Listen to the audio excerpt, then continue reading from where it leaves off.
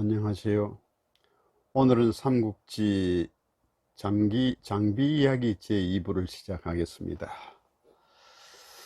장비의 모습은 고리눈의 제비특의 호랑이 수염이죠. 당나라 때 이미 이상은이라는 시인, 유명한 시인이죠. 이상은이란 시인의 교화시라는 시가 있습니다. 개구쟁이 또는 뭐 귀염둥이 아이 이런 뜻입니다. 제목 자체가. 거기에 이제 그 시 안에서 이제 묘사해 놓은 말이 있어요. 묘사해 놓은 게 등에의 말드듬과 장비에 들렁대는 그 특징을 묘사해 놨어요. 그 시에. 그러니까 등에 아시죠? 그 삼국지 뒤편에 나오죠. 조조의 그 유명한 장수죠. 등에는 말할 때마다 이 소리가 자기가 표현하고자 하는 말보다도 소리가 더 많았다 그래요. 그리고 또 장비는 고슴도치 같은 이제 수염이죠. 그 호랑이 수염. 털복숭이에 고슴도치 같은 털복숭이에다가 동그랗게 이제 뜬 이제 고리처럼 이 안경이 이제 이 안경 그 크기가 동그랗잖아요. 이 안경, 제가 끼고 있는 안경. 이게 전체 장비의 눈이라고 보시면 되겠습니다. 그러니까 고슴도치 같은 털복숭이에다가 이제 동그랗게 이제 뜬 이제 고리눈을 하고 이제 덜렁대는 그런 모습들이 그 당시 그 아동들에게는 뭐랄까요?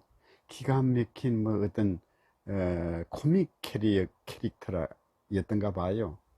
근데 이 소설 삼국지, 즉 삼국지 연의의 그 모태가 된 책으로 삼국지 평화라는 책이 있습니다.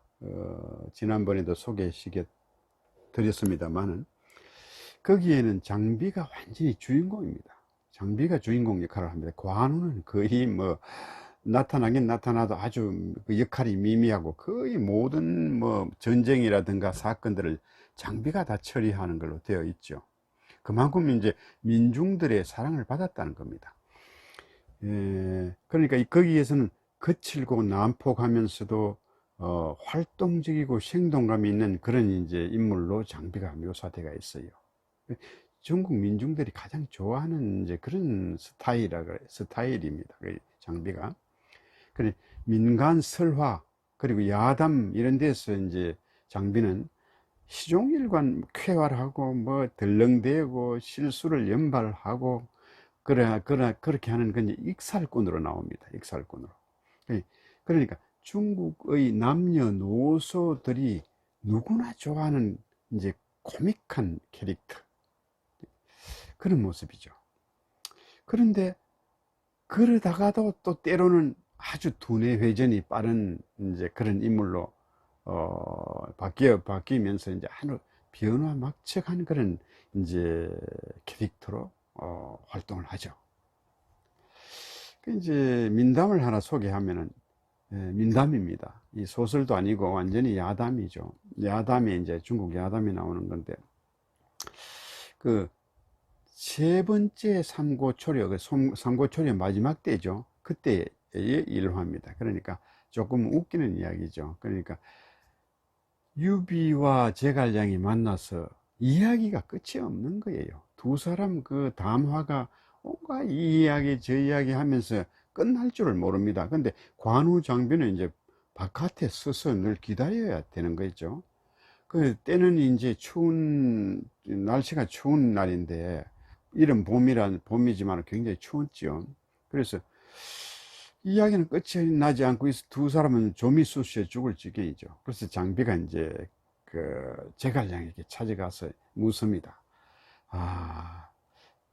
제발 좀 빨리 내려가도록 하산하도록 해 주십시오. 이렇게 이야기를 하니까 제갈량이 이제 말하기를, 당신이 나를 속여서 이제 집 밖으로 나를 불러낸다면은 내가 하산하겠소. 이렇게 이야기를 한 거죠. 그랬는데 장비가 이제 제갈량을 불려내기 위해서 이제 집 밖으로 뛰어나갑니다. 뛰어나가서 이제 숲 속에서 고함을 치죠. 이제 그 융중산이니까 뭐 숲 속이죠. 그러니까 집 밖만 나가면 숲이죠. 이제 나가서 고함을 칩니다. 범이 나타났다. 그러니 반응이 없죠. 없으니까 범이 나타났다 한다고 누가 나오겠습니까? 범이 나타났다. 그래 안 되니까 저것 봐라, 하늘에서 용이 내려온다, 이 고함을 질렀어요.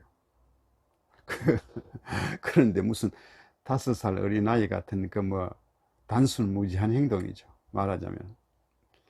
그런데 뭐 그 말을 듣고 제갈고 홍명이 뭐 밖에 나오겠습니까? 코웃음을 치죠. 이 장비는 하는 수 없다는 듯이 이제 제갈량에게 갑니다. 가가지고, 제갈 선생, 나 같은 덜렁이가 어찌 제갈 선생을 속일 수 있겠어? 그러니까 바깥에 너무 오래 서가 있다 보니까 손발이 저려서 지금 죽을 지경이요. 추워서 죽을 지기니까 차라리 우리 역할을 한번 바꿔보면 어떻겠어? 내가 집안에 있을 테니 제갈 선생이 밖에서 날 좀 불러내기로 말이요. 그렇게 한번 정말 제갈 선생이 날 불러낼 수 있겠어? 이렇게 물으니까 제갈량이 가만히 생각하니까 뭐 당신 같은 그런 뭐 이제 속으로 생각하는 거죠. 속으로 너 같은 어리석은 무부점이야. 내가 꾀를 조금만 서면은 뭐 당장 불러낼 수 있지. 이제 이렇게 이제 생각을 한 거죠. 그리고는 미소를 띤 채 이제 성큼성큼 밖으로 나섰습니다. 문 밖을 나서자마자 장비가 갑자기 이제 제갈량의 소매를 잡아당기는 거죠. 뭐라고 하는가 하면, 제갈 선생, 어서 말에 오르시지요. 그래, 이제 제갈량은 그때서야 이제 장비에게 속은 걸 이제 알았죠. 뭐 뭐 이런 뭐 간단하고 코믹한 이야기들이 참 많습니다. 하지만 어떻습니까? 장비의 진짜 매력은 그 무용담에 있죠. 그 무술. 장비의 무용담은 뭘 할까요? 뭐니 뭐니 해도 그 장비의 무용담이 여러 군데 나오죠. 그 소설 삼국지에 나오지만은 그 중에서도 뭐니 뭐니 해도 그 가장, 여러분은 뭐라고 생각합니까? 딱 떠오르는, 장비 하면, 장비의 무용담 하면 떠오르는 게 뭐죠? 야전 마초 있죠. 마초와의 싸움 있죠. 마초와 둘이서 맞붙은 일기토 있잖아요. 기억나시죠? 그 참 유명한 이야기잖아요. 유명한 이야기입니다. 삼국지 참 120회 그 여러 장면 중에서도 아주 통쾌한 그런 이야기죠. 그러니까 이 삼국지연이 제 65회에 나오는 이야기죠. 그 한중의 그 장로가 마초를 보내죠. 뭡니까? 가맹관을 지키고 있는 유비를 쳐라. 이렇게 해서 마초를 보냅니다. 마초를 보내니까, 이 마초는 누굽니까? 서량의 맹장이죠. 그러니까 마등의 아들이잖아요. 아들이죠. 이 마초 하면은 참 그 삼국지에서 그 활약이 대단하죠. 동관 전투에서 조조와 맞붙었죠. 조조와 맞붙었을 때 그 전투에서 허저와 둘이서 일기토가 붙죠. 허저가 뭐 옷을 다 벗어버리고 벌거벗은 몸으로 마초에게 덤벼들죠. 호치라는 말, 그때 어리석은 호랑이라는 뜻으로 호치죠. 그런 이제 별명을 그때 얻었죠. 마초와 그래서 단둘이서 싸우고 무승부 이제 승부가 나지 않았죠. 그리고 또 동관 전투에서 조조가 기겁을 했죠. 나중에 그 마초에게 밀려서 혼쭐이 났죠. 그러니까 수염을 자르고 점포를 벗어 던지고, 수염 자른 놈이 조조다, 이렇게 나중에 이제 점포를 벗어 던지고, 그래 달아났죠. 점포 벗은 놈이 조조다, 잡아라. 이제 나중에 그때 참 죽을 걸 겨우 살았잖아요. 뭐 그만큼 이제 마초가 대단한 장수죠. 그리고 이제 인물도 아주 출중하게 미남형으로 생겨서 금마초라고 그러죠. 비단마초, 금마초. 그 다음에 항상 이제 전투에 나서면 은색 갑옷에 흰 점포를 입죠. 그래서 백포장군이라고 합니다. 아주 서량 군사들, 그 막강한 그 군사들, 이 뭡니까, 전투에는 이골이 난 군사들이죠. 그런 마초가 이제 이 가면관을 치러 오는 거죠. 그러니까 그 장비가 어떻습니까? 그 유명하다는 마초와 싸우고 싶어, 한번 단둘이 붙고 싶어서 뭐 몸이 근질근질한 거죠. 어서 나가서 마초와 싸우고 싶은 거죠. 싸우고 싶어 안달이 난 겁니다. 근데 유비가 자꾸 만류를 합니다. 출전을 불허합니다. 왜 그러냐면, 유비는 적군이 이제 방금 도착했으니까 그 예봉을, 예리한 기운을 꺾자는 거죠. 그래서 장비가 좀 한식경 있다가 또 나가려니까 또 불허, 또 나가려니까 또 불허. 장비는 점점 더 뭡니까, 그 싸우고 싶어, 이제 뭡니까, 몸이 건질거려서 못 견디는 거죠. 드디어 이제 서너 차례 그렇게 하고 난 뒤에 이제 결국 이제 장비가 500군사를 이끌고 관을 나가서 가맹관, 뭐 관문을 열고, 성이죠. 그러니까 그 문을 열고 이제 출격을 합니다. 그래서 마초와 이제 이쪽 군사 저쪽 군사는 이렇게 서가 있고, 마초가 이제 나오고 장비가 나가서 이제 그 일기토가 붙는 거죠. 1대1, 장수와 장수끼리 이제 1대1 이제 그 싸움이 붙는 거죠. 마초도 긴 창을 들고 장비도 긴 장팔 사모를 들었죠. 두 마리 어울림과 동시에 이 창이 부딪히고 왔다 갔다 뭐 서로 치고 받고 찌르고 맞고 이렇게 뭐 하면서 현란한 그 무술 솜씨를 이제 다 자기들이 그때까지 배운 습득한 무술 솜씨를 다 보이는 거죠.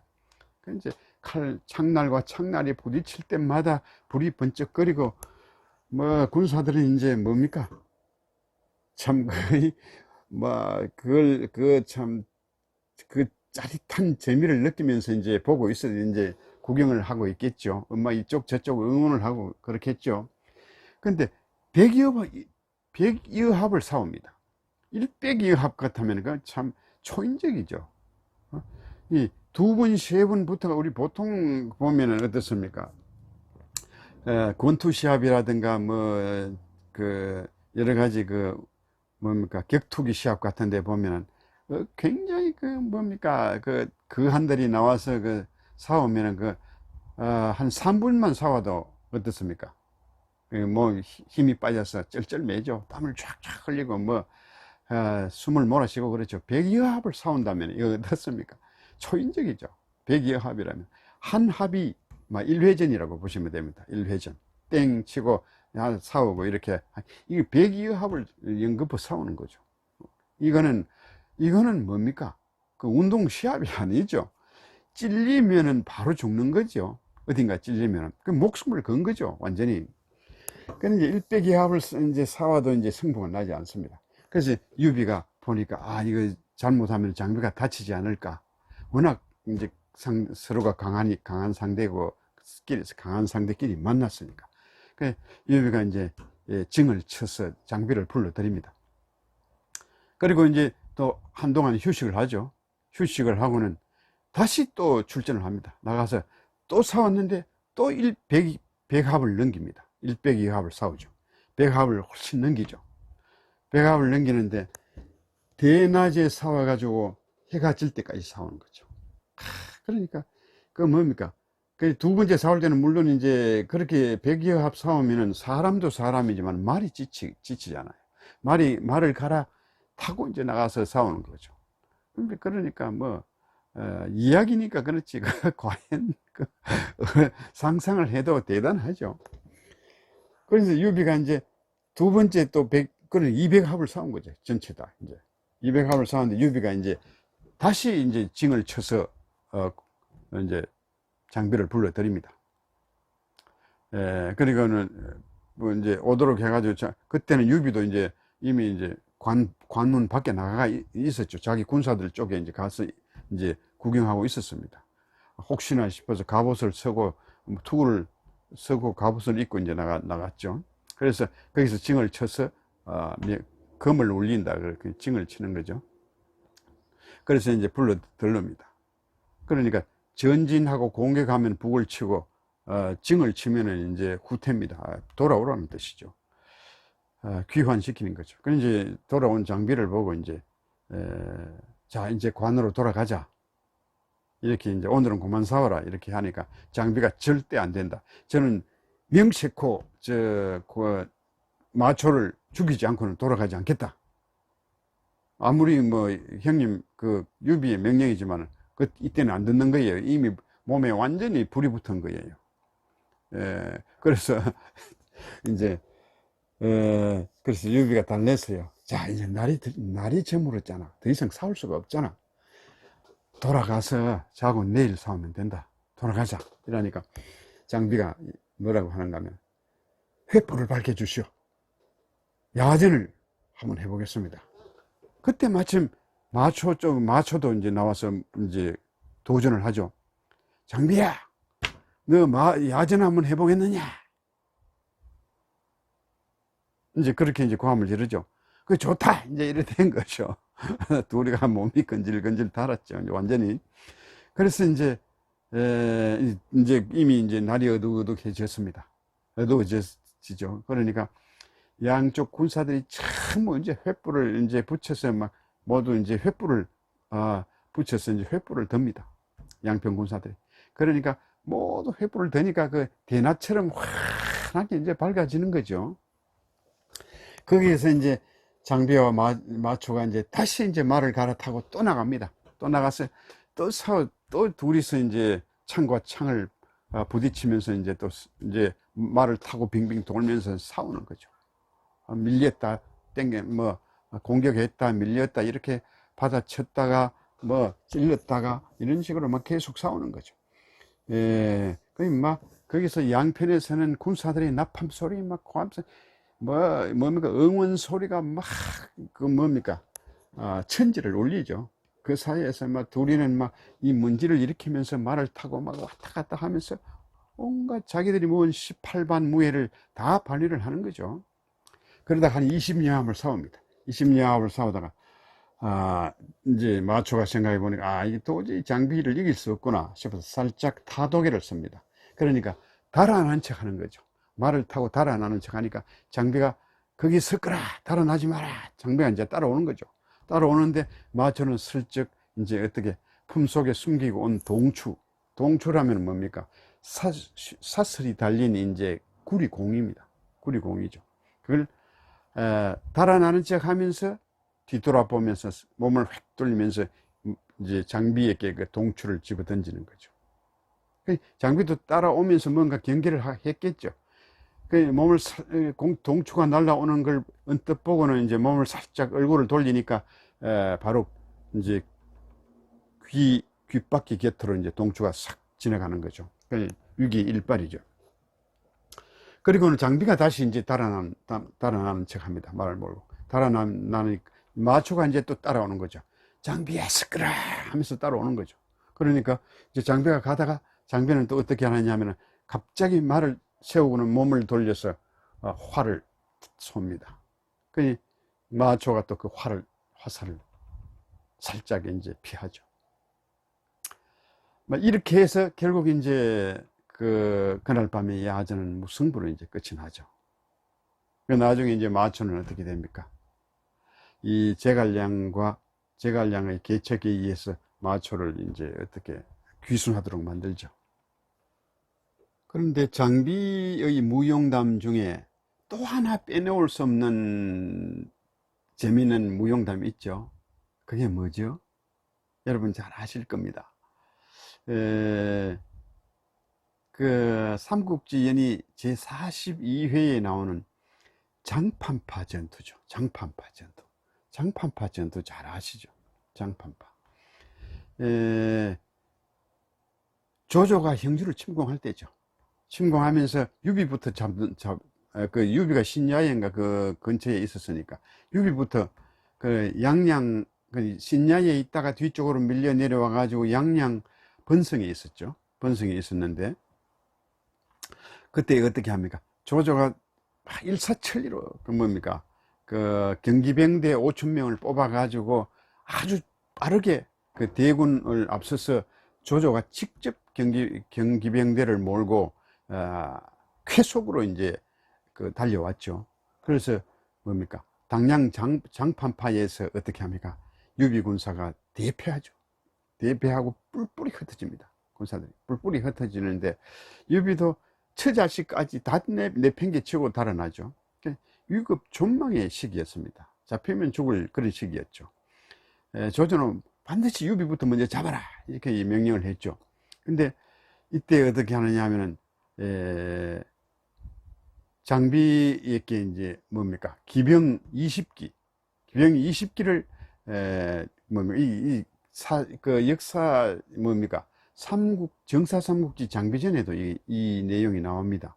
뭐 다른 이야기들이 아니고 20기만 줘서, 기병 20기만 줘서 뒤를 막도록 하는 거죠. 유비가 달아나면서 조조의 군사를 저지시켜라 이래가 20기만 줍니다. 20기뿐 이제 군사가 없었죠. 20기만 가지고 장비가 이제 조조의 군사를 막는 그런 이야기죠. 그러니까 거기서 이야기가 막 만들어지겠죠. 그런 장판파라는 것은 지명 이름이죠. 파라는 말은 장판포라는 이 중국 발음으로 포인데, 이는 구릉을 이야기합니다. 구릉지대를 조금 높은 지대, 구릉지대죠. 구릉지대를 이야기합니다. 평평한. 근데 제가 그 장판파에도 가봤습니다. 뭡니까? 장판파 그 지역에도 가서 뭡니까? 역사 탐험을 해봤는데, 지금은 많이 변해가지고 좀, 구릉지대를 잘 느끼지를 못하겠더라고요. 못하겠고, 그 장판교 있었던데, 그거는 뭐 조그만 도랑이 흘러가고 있습니다. 그런데 그 당시에는 뭐 다리가 놓여 있었으니 교량까지 놓였다 하니까 상당히 이제 이 세월이 1800년이 흘렀으니까 얼마나 변했겠습니까? 산천이 변해도 몇 번 변했겠죠. 18분도 18분이니까 10년이면 강산도 변한다는데, 그래 1800년인데 얼마입니까? 180분 변했습니까? 여하튼 간에 거기 가보니까 아직까지 뭔가 도랑처럼 그런 거 흘러가고 있더라고요. 근데 그 당시에는 이제 다리를 놓을 만큼 이제 강이 개울이나 강이 흘러갔겠죠. 큰 강은 아니라도 흘러갔는데, 그게 이제 장비가 이제 장판교의 그 다리를 끊고 이제 이쪽 편에 서서 이제 조조 군사가 더 못 오게 저지를 하고 있는 거죠. 그래서 다리 건너편에서 조조 군사 측에서는 문빙 아시죠? 문빙이 제일 먼저 있던 명령이죠. 제일 먼저 도착을 합니다. 근데 보니까 다리를 끊었는데 저 건너편 언덕에 장비가 호랑이 수염을 빳빳이 세우고 고리 눈을 부릅뜨고 이제 장팔삼을 단단히 잡은 채 노려보고 있는 거예요. 그런데 그 장비 뒤쪽에 보니까 숲 속에 먼지가 자욱히 일어나고 말 달리는 소리가 들리고 이런 거예요. 그러니까 장비가 어떻게 하면 말과 말에 20기 뿌이니까 말과 말꼬리에다가 뭘 묶어 가지고 나무라든가 이런 걸 배에서 이제 묶어 가지고 막 군사들에게 왔다 갔다 막 이렇게 하도록 만든 거예요. 이제 자욱히 군사들이 많은 걸로 이제 보이도록 하기 위해서 이제 어병을 만든 거죠. 그러니까 이 문병이 보니까 장비는 혼자 서 있고 고리 눈을 부릅뜨고 있는데 그 뒤쪽에는 먼지가 자꾸 일어나는 거예요. 복병이 있지는 않나 싶어서 감히 이제 가지를 못하고 이제 주저하고 있는 거죠. 그런데 어떻게 하면 그 뒤를 따라서 조인, 이전, 하후돈, 하후연, 악진, 장료, 장합, 허저 이런 조조 수하에 창장한 쟁쟁한 이제 이 맹장들이, 1급 맹장들이 이제 속속 도착을 합니다. 그런데 이 사람들이 보니까 저 장비가 성난 눈을 부릅뜨고 장팔 사물을 잡은 채 장비만 혼자 서가 있는 거예요. 그러니까 너무 좀 돌발적인 사태니까 이 장수들이 그렇게 많은 명장들이 모여도 이제 전진을 못 합니다. 혹시나 제갈량이 어떤 계략을 써서 함정에 빠뜨리려고 그렇게 계책을 짜놓고 있지 않나 이래가지고 그 전진을 하지 못하고 그대로 서 있었어요. 서 있으면서 뒤쪽의 그 후방 그 뭡니까 본부의 조조에게 보고를 합니다. 이러이러한 사정이라고 보고를 하죠. 보고를 하니까 조조가 전방으로 이제 나오는 거죠. 뒤쪽에 있다가 전방으로 나옵니다. 전방으로 이동을 하니까 조조가 움직이니까 어떻게 합니까? 그 조조 곁에 있는 그 대장기가 움직이고 뭡니까 백모나 황홀 같은 이런 그 뭡니까 대장만이 갖고 있는 그 깃발들이 움직이는 거예요. 그 이제 장비가 보니까 백모 황홀 같은 이런 깃발들이 이제 움직이는 걸 본 장비는 조조가 움직인다는 걸 직감했죠. 그래서 사나운 음성으로 이제 고함을 지릅니다. 고함을 칩니다. 내가 바로 연인 장익덕이다. 누가 나와 싸워보겠느냐 이렇게 고함을 지르는 거죠. 근데 그 음성이 천둥이 몰아치는 듯한 이제 그런 음성인 겁니다. 그러니까 그 소리를 들은 이제 조조군사들은 다리가 후들후들 떨릴 지경이라는 거죠. 그 음성에 놀라서 장비의 음성이 참 대단했던가 봐요. 다리가 후들후들 떨렸다니까 천천히 움직였겠죠. 그럴 때 이제 조조가 뭡니까 당부를 합니다. 뭐라고 조조도 이제 겁이 났겠죠. 조조가 뭐라고 당부를 하는가 하면은 예전에 관원장이 우리 내 밑에 있을 때 이런 말을 한 적이 있다. 내 동생 장익덕은 백만 대군 속으로 들어가서 적장의 목을 주머니 속에 물건 꺼내듯이 한다고 하더라.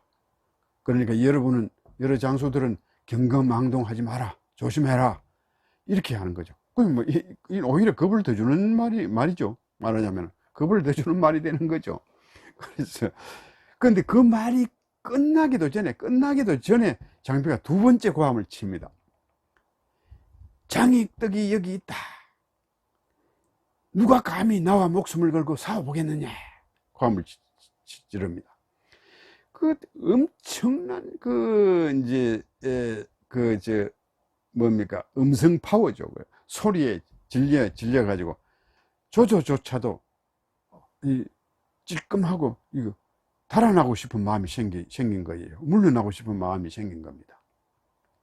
근데 장비는 그 반응을 감지했죠.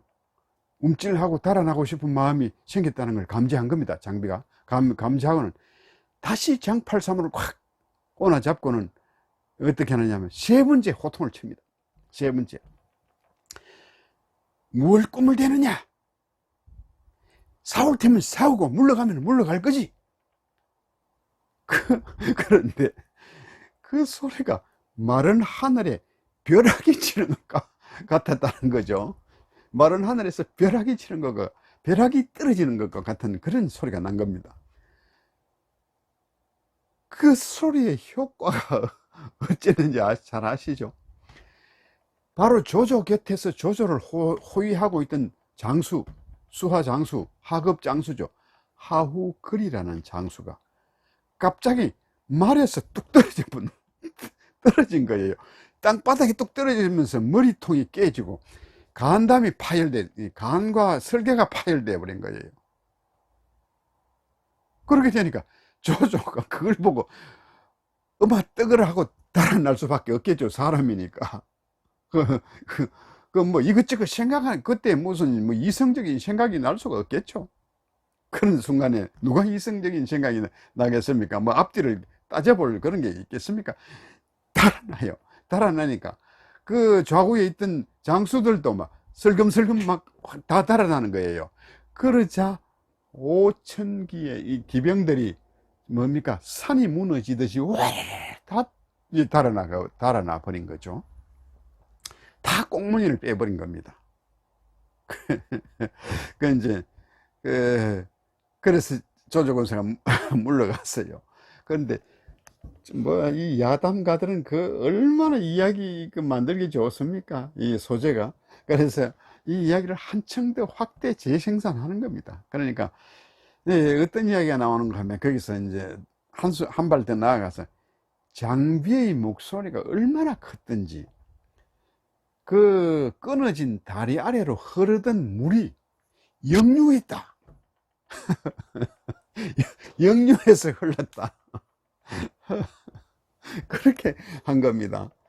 그 이제 인간의 청각 능력, 우리 인간들의 청각 능력, 그걸 재는 그 뭡니까, 예, 뭡니까, 표시하는 그 뭡니까, 기호가 두 가지가 있죠. 뭐냐면은, 헤르츠와 그 데시벨이죠.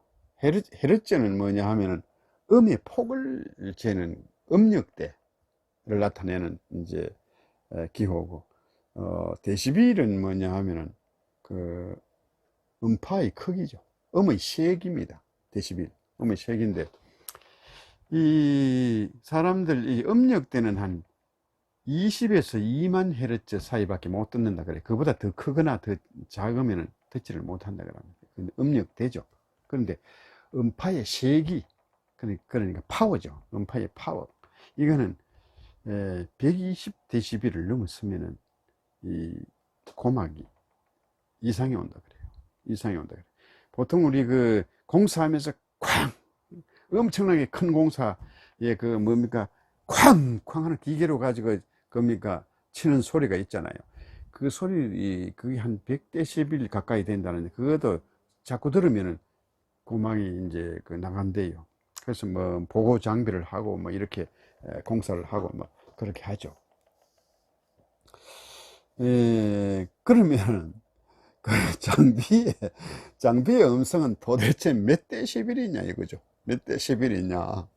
그 하후거리라는 장수가 말에서 떨어져가 그 음성을 듣고 말에서 떨어져 벼락이 강하게 치면 그 말에서 떨어지는 수가 있겠죠.